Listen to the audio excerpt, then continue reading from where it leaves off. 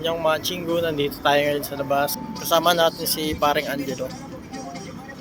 Bumili kami ng mga gamit namin pang winter. Yun o, gloves sa ear.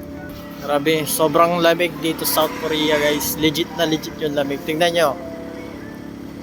Umuusok. Mababo nga ako. Guys, nakakita kami ng paninda. Ayan guys. May shrimp. Hindi ko alam ano to. Ayan guys. Try natin. Galing ng negosyo ni Tata Naka-truck lang maliit. Negosyante.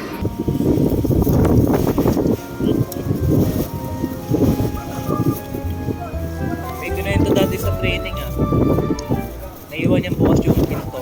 Tapos winter, namatay daw sa sobrang lamig. But sa kanila parang bagay yung mga form nila.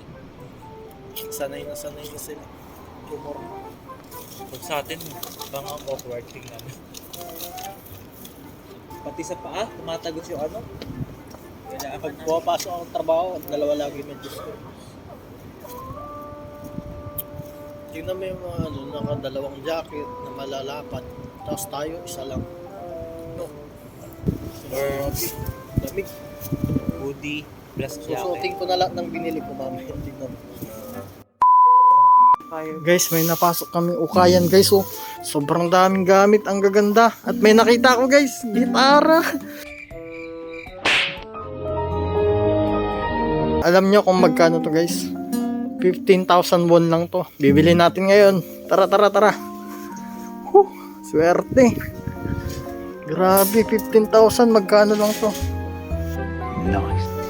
Yan yung tatak niya Ang ganda ng tunog guys. Parang Yamaha guys.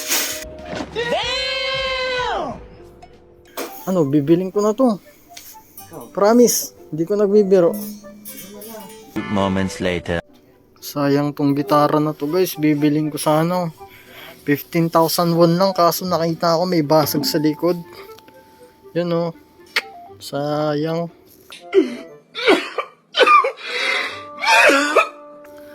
Kaya pala mura.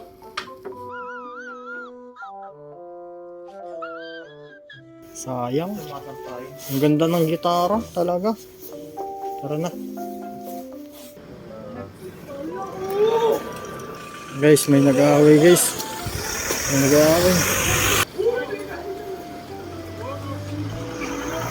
Tara na. Mama, pasubo tayo dyan.